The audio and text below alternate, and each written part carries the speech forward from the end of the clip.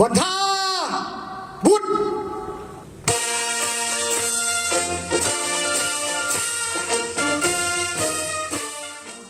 รายงานสหายพลโทคำเลี้ยงอุทธไกรสอนกรรมการศูนย์กลางพรรครัฐมนตรีกระทรวงป้องกันประเทศการจัดตั้งกะเกียมก่อนสวนสนามเพื่อเฉลิมฉลองวันสถาปนาสาธารณรัฐประชาธิปไตยประชาชนลาวครบรอบ50 ปีได้จัดตั้งสำเร็จเรียนเชิญสหายกวดแถวเฮ้ยฮับ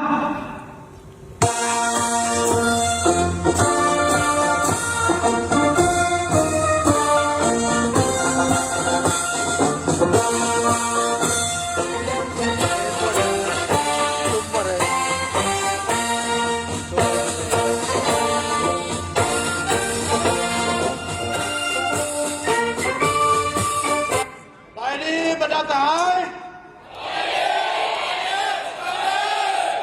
อวยพรบรรดาทหารจงมีสุขภาพเข้มแข็งนำใจบรรดาที่ต้องกันว่ามันยืน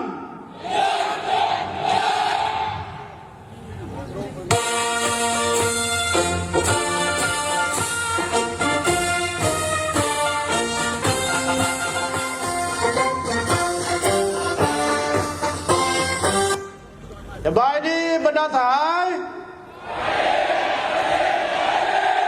อวยพรบรรดาทหารจงมีสุขภาพเข้มแข็งนำใจบรรดาที่ท้องกันว่ามันยืน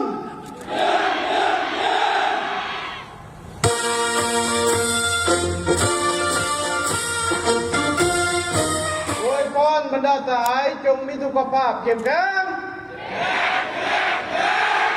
นำใจบรรดาที่ท้องกันว่ามันยืน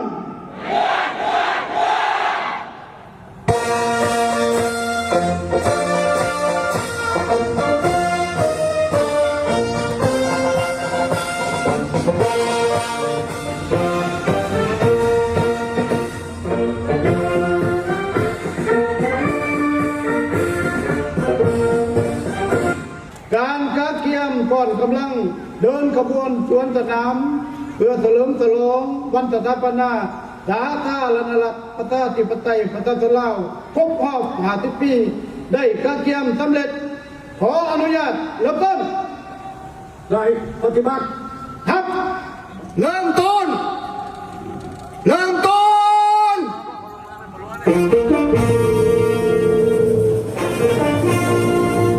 ขวาหันแบกพุทธเดิน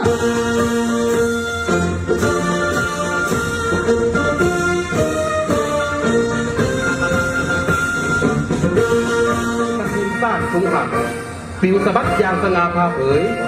เปรียบเหมือนแปลวไฟแห่งการปฏิบัติของประเทศเฮาที่กำลังลุกขึ้นและเป็นแสงแห่งกล้าสว่างสวัยซึ่งประชาชนล้างบรรดาเผ่าผู้หักษากำลังก้าวเดินใต้ทุนหูของพักของชาติ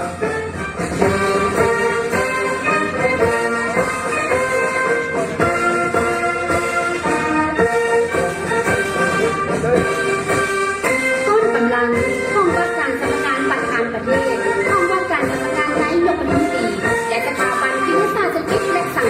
ชาติมีจำนวนทั้งหมด173อาเอกราชรักษาได้อธิปไตยและพื้นแผ่นในแนวคดควรการคุ้มครองบริหารรัฐการเติบโตขยายตัวทางด้านเศรษฐกิจและสังคมมีพระราชบาทเป็นเสนาธิการในการค้นคว้าสังรวมและเป็นใจกลางประสานสมทบกับภาคส่วนที่เกี่ยวข้องในการจัดเตรียมและบริหารให้แก่การเคลื่อนไหวเวียกงานของประธานประเทศห้องว่าการสำนักงานนายกรัฐมนตรีมีพระราชบาทเป็นเสนาธิการให้รัฐบาลนายกรัฐมนตรีและรองนายกรัฐมนตรีในการคุ้มครองอำนวยความสะดวกในการเคลื่อนไหวเวียกงานของรัฐบาลโครงการแนวเล้าสั่งชาติจับพันธภพเก่าแห่งชาติลาวองค์การจัดตั้งหาดสนขันศูนย์กลางและองค์การจัดตั้งสังคมสร้างเงื่อนไขอำนวยความสะดวกในด้านต่างๆให้แก่การเคลื่อนไหวเวียกงานของรัฐบาลสถาบันวิทยาศาสตร์เศรษฐกิจและสังคมแห่งชาติมีพระราชบาทเป็นเสนาธิการให้แก่ศูนย์กลางพรรคและรัฐบาลในการค้นคว้าและสนองข้อมูลข่าวสารทางด้านวิทยาศาสตร์เศรษฐกิจและสังคมความใช้ในแก่การวางแนวทางนโยบายของพรรควิสัยทัศน์แผนยุทธศาสตร์แผนพัฒนาเศรษฐกิจสังคมแห่งชาติในแต่ละระยะ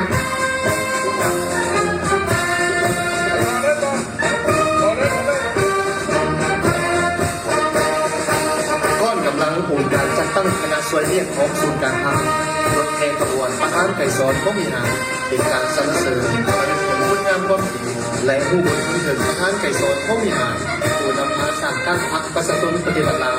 นำพากระบวนการปฏิบัติสร้างประชาธิปไตยและนำพาสถาปนาสาธารณรัฐประชาธิปไตยประชาชนลาวเป็นสัญลักษณ์ของอุดมการณ์ปฏิบัติความสนับสนุนและเป็นการเต้ารวมความสามัคคีเป็นต้นแทนแนวหน้าของประชาชนทุกสังคมและระดับเผ่าในการพัฒนาศูนย์การค้าเป็นการจัดตั้งคณะส่วนเรียกของศูนย์การค้าได้เสียงคะแนนบนเสื้ออันดีงามในการทับไส้ผักทับไส้ซาที่สีน้ำต่างๆเป็นสีน้ำที่การเกี่ยวกับจัดการตั้งการปกครองและเรียกงานแข่งขันโยกย้อนตัวประเทศเป็นเสนาธิการค้นคว้าอาการทฤษฎีบนเสื้อแนวทางนโยบายของพรรคเพื่อสืบต่อภารกิจเป็นแข่งใหม่เป็นสู่จุดหมายนั้นการจัดตั้งคณะส่วนเรียกของศูนย์การค้าจะสืบต่อบนเสื้อดีงามของตนของบนเสื้อดีงามของประธานไก่สอนผู้มีหางผู้นำที่แสนพระองค์ด้วยของอุดมการณ์และภารกิจปฏิบัติมีความสามัคคีเป็นต้นแทนมีระเบียบวินัยและเคารพรักการเรียกที่ถูกต้องเข้มงวดปกป้องรักษาบทบาทของเกียรติศักดิ์ศรีของพรรคในการนำทุกคนรองรับของยุยงระดับทฤษฎีและวิชาสกอร์เพื่อเป็นกองงานที่เสนาธิการและเป็นแหล่งข้อสร้างคณะที่มีคุณภาพทหารไก่สอนผู้มีหางยืนยงในภารกิจปฏิบัติของพรรคเขาตลอดไป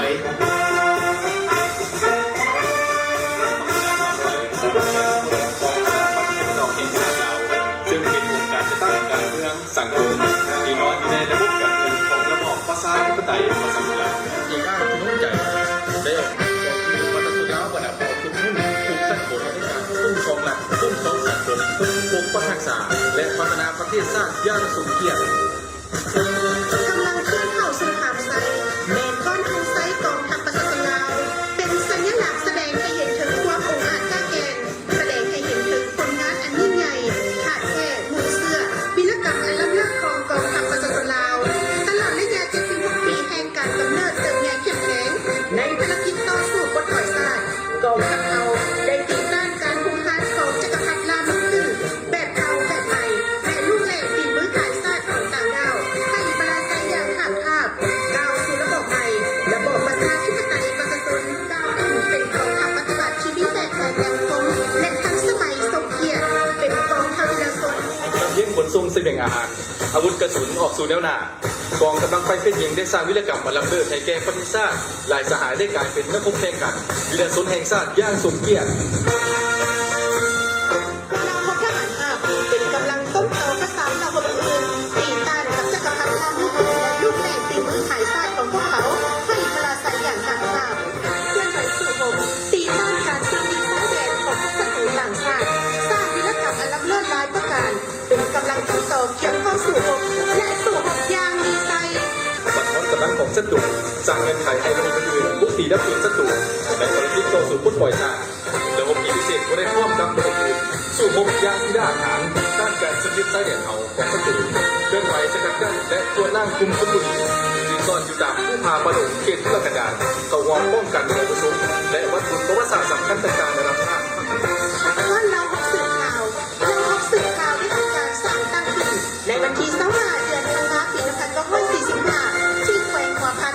ซึ่งมีหน้าที่รับประกันความมั่นคงของ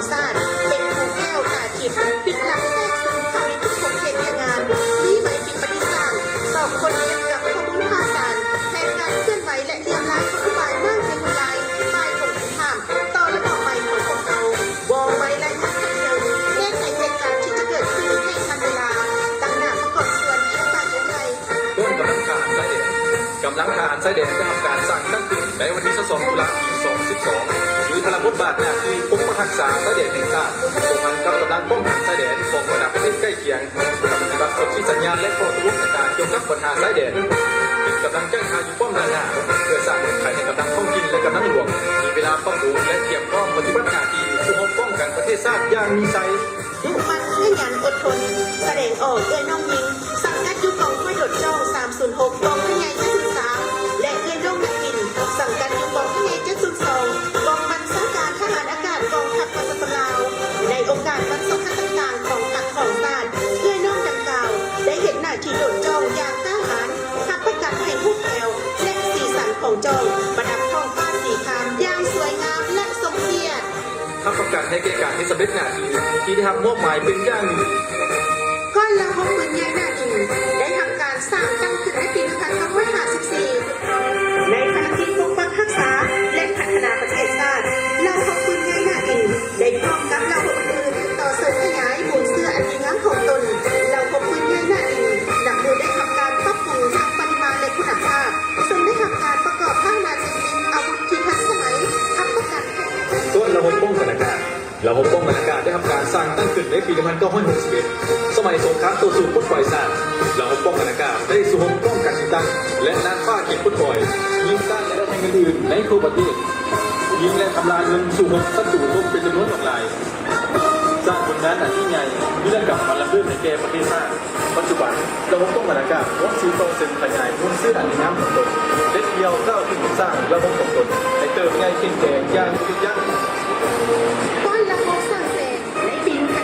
2554มีหน้าที่ทำโจมตีของศัตรูเป็นกำลังก่อสร้างตัวทางเพื่อเกิดปฏิบัติฐานและยาแห่งการกำเนิดเติมไงได้สู่หกมีลายสหายได้กลายเป็นนักรบแข่งขันและลายกลมกอง กำลังติดต่อประสานงานระหว่างกลุ่มกองระบบต่างๆในเวลาเกี่ยวข้องสู่หกทับไส้สู่หกและติดต่อประสานงานระหว่างแนวหน้าแนวหลังผู้บัญชาการและกลุ่มกองท้องถิ่นในยามสงครามก็คือยามสันติภาพระบบสื่อสารมีบทบาทสำคัญมองไวชัดเจนก้าวไกลและพันการ ได้มีแผนแถวเพศหมอที่มีระดับวิชาการมีความชำนาญงานในการปิดตัวบนแงผู้บาดเจ็บเจ็บป่วยผู้นำใช้เทคนิคที่ทันสมัย ติดพันกับการผลิตเป็นหน้าที่ป้องกันชาติป้องกันความสงบภูมิภาคฐานในสมัยต่อสู้กุศลกำลังกองร้อนก็ได้เคียงบ่าเคียงไหลกับกำลังหลวงกำลังท้องถิ่นเพื่อนไปเห็นหน้าที่สู้รบตีศัตรูในยามสันติภาพก็ได้ฝึกเรียนทำเพียรการเมืองการทหารของบ้านป้อมมันสู่และกลุ่มบ้านสมคิดเลี้ยงย่างแน่นแกน มีคนตื่นตัวห้าวหันมีการนิยมที่ถูกต้องการเป็นนอนเนี่ยคือสุภาพที่ดีของชาติตามคำสอนพบหักสามครั้งของการทำงานด้วยคำควรเพื่อภารกิจของชาติเยาวชนเตรียมพร้อม มีพลังบทบาทในการโฆษณาศึกษาอบรมมุกกระดมและปฏิบัติออกแข่งขันหาเป็นเจ้าติดพันกับกระบวนการแข่งขันทักษะและพัฒนาอย่างกว้างขวางประกอบส่วนเข้าในสองหน้าที่ศาสตร์ตามแนวทางเปลี่ยนแปลงใหม่ของพรรคให้มีผลสำเร็จอย่างสง่างาม กระทรวงยุติธรรมเป็นองค์จักรหนึ่งของรัฐบาล มีพลังบทบาทเป็นคณะธิการในแก่รัฐบาลคุ้มครองมหาภาคเวียดนามกฎหมายและยุติธรรม ตลอดระยะ50 ปีแห่งการเติบโตขยายตัวของสาธารณรัฐประชาธิปไตยประชาชนลาวภายใต้การที่นำพาของพรรคกระทรวงยุติธรรมได้ตั้งหน้าจัดตั้งขยายแนวทางของพรรคในการยกสูงประสิทธิภาพของการคุ้มครองรัฐคุ้มครองสังคมด้วยกฎหมายอย่างนักแน่นแต่ละก้าว ก้อนแขนงโยธาธิการและขนส่งตลอดระยะ50 ปีผ่านมาแขนงโยธาธิการและขนส่งได้เติบโตขยายตัวทางด้านโครงสร้างพื้นฐานทางรถทางน้ำทางอากาศทางรางและทางในตัวเมืองค่อนเรียนที่สุดแมนขนาดเส้นทางจาก 11,000 กว่ากิโลเมตรในปี 1976 ได้เพิ่มขึ้นเป็น 60,000 กว่ากิโลเมตรในปี 2025 และขนส่งสินค้าบรรลุ 16 ล้านกว่าต้น ได้พัฒนาการบริการขนส่งที่ทันสมัยครบสุดติดพันกับโลจิสติกส์สร้างให้แขนงโยธาธิการและขนส่งเป็นแขนงปลายแหลมมีจุดสูงทนทานทันสมัยปลอดภัยเสื่อมโยงเสื่อมจอดและยืนยง ก้อนแขนงกสิกรรมและสิ่งแวดล้อมกระทรวงกสิกรรมและสิ่งแวดล้อมสั่งตั้งขึ้นในเดือนพฤษภาคมปี2565ที่เมืองเวียงไซแขวงหนองพันแขนงการได้มีบทบาทคุ้มครองกสิกรรมป่าไม้ที่ดินน้ำสิ่งแวดล้อมและพัฒนาชนบทเพื่อประกันความมั่นคงทางด้านเสบียงอาหารปกปักรักษาสิ่งแวดล้อม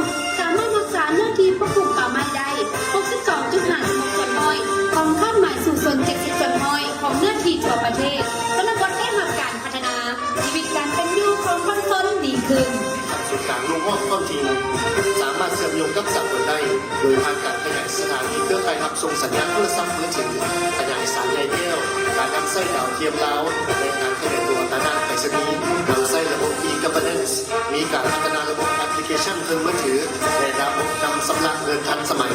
ส่วนสุขภาพเป็นต้นต่อสนองการบริการปินหัวพยาธิยาควรถึงมีคุณภาพ เสมอภาพ และยุติธรรมเป็นสำคัญขยายการนำสาธารณสุขไปสู่ชนบทเขตทางไกลสอดลีปัจจุบันมีสถานที่บริการภาครัฐวิทยาลัยและโรงเรียนสาธารณสุข11แห่งสามารถสร้างบุคลากรการแพทย์เพิ่มขึ้นทั้งปริมาณและคุณภาพ ศาลประชาชนแมนองค์การตุลาการมีแต่ศาลประชาชนเท่านั้นที่มีสิทธิอำนาจพิจารณาตัดสินและพิพากษาคดีอยู่สปปลาวตามติดก้าวหน้าในทันสมัยเดือนละก้าวพัฒนาองค์การบริการประชาชนให้เติบโตเข้มแข็งอัพไซสร้างอัพไซประชาชนด้วยความบริสุทธิ์ใจส่งเป็นเครื่องมือพัฒนาการกรรมสิทธิ์ของความย่างแท้จริง ตลอด 50 ปีที่ผ่านมาแผนกอุตสาหกรรมและการค้าได้ประกอบส่วนอย่างตั้งหน้าทำในการสร้างสาธารณเศรษฐกิจแห่งชาติเป็นในพื้นฐานเทคนิคทุกคนผลิตปรุงแต่งและการค้าที่การขยายตัวอย่างหนักแน่นเป็นเจ้าตนเองอย่างหนักแน่น ก้อนคะแนนการต่างประเทศ151ประเทศ มีสายสัมพันธ์กับ145พรรคการเมืองในโลก มีสาวสมาคมมิตรภาพลาวกับต่างประเทศ และ1คณะสันติภาพและสามัคคีของลาว เพื่อให้แผนการพัฒนาเศรษฐกิจสังคมแห่งชาติให้มีความเข้มแข็งสีเขียวและยืนยงคะแนนธนาคารมีพลังบทบาทในการคุ้มครองมหาภาคทางด้านเงินตราสถาบันการเงินและระบบการซักนาที่สนใจจัดตั้งขันขยายเศรษฐกิจเอกราชเป็นเจ้าตัวเองโดยมีวิสัยการถือหากต้องการเสถียรภาพทางด้านเงินตราแห่งชาติเป็นมันเทียม การจัดตั้งการเงินสังคมองค์การจัดตั้งสังคมและบุคคลมีเป็นตัวอย่างในแก่สั้นและปกป้องทักษะและสร้างสรรค์พัฒนาประเทศชาติในปัจจุบันจะได้รับการจัดตั้งขึ้นในวันที่ 13 สิงหาคม 2550ในการเป็นรัฐธรรมนูญที่จงรักภักดีของพรรคตลอดระยะ 50 ปีในการนำพาโดยองค์ความด้านของพรรคบอกถึง 70 ปีในการเติบโตขยายตัวของคณะสาวนุกประชาชนปฏิบัติลาวปฏิบัติ2หน้าที่ยุทธศาสตร์เป็นต้นขบวนการป้องกันสร้างป้องกันความสงบสอบผู้ทำเรียนวิทยาศาสตร์เทคโนโลยี ป้อนสาพันธ์เมยิงลาวสาพันธ์เมยิงลาวแม่นองค์การจัดตั้งมหาสงฆ์จัดตั้งขึ้นในวันที่20กรกฎาคมปี1955ในครั้งของเมยิงและเด็กส่งเสริมความก้าวหน้าของเมยิงความเสมอภาคหญิงชายและเป็นกำลังแห่งประกอบส่วนในภารกิจปกปักรักษาและสร้างสรรค์พัฒนาประเทศชาติ ซึ่งเป็นตัวแทนไอเดียประชาชนลาวบรรดาเผ่าในทั่วประเทศลาวเป็นประเทศหนึ่งที่มีความหลากหลายทางด้านชนเผ่าประชาชนลาวบ่เพียงแต่มีความหลากหลายทางด้านชนเผ่าเท่านั้นยังมีความหลากหลายทางด้านวัฒนธรรมที่ประเพณีอันดีงามอีกด้วย นับตั้งปี2000 ปี2004ตัวเลขนักท่องเที่ยวสากลได้เพิ่มขึ้นอย่างหลากหลายจาก700,000กว่าคนมาสู่ระดับกว่า4 ล้านคนสถานที่ท่องเที่ยวก็ได้รับการพัฒนา50 ปีแห่งชัยชนะวัฒนธรรมคือจิตวิญญาณของชาติการท่องเที่ยวคือความเจริญรุ่งเรือง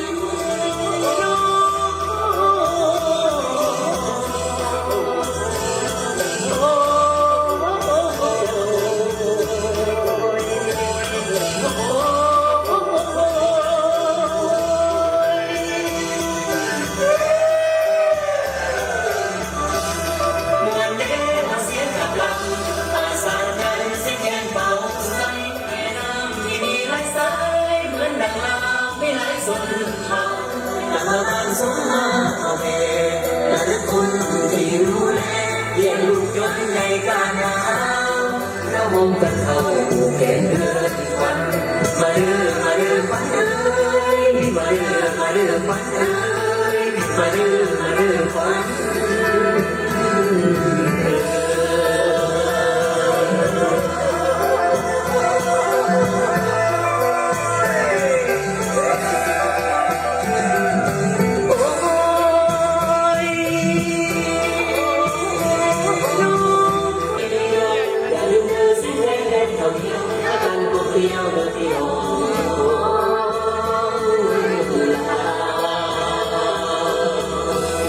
ปีใหม่ขอพันเดินตามระบานสมมาพ่อแม่และทุกคนที่ดูแลเลี้ยงลูกจนใหญ่กลางหนาวถือเป็นมือสันทันดีเป็นปากเป็น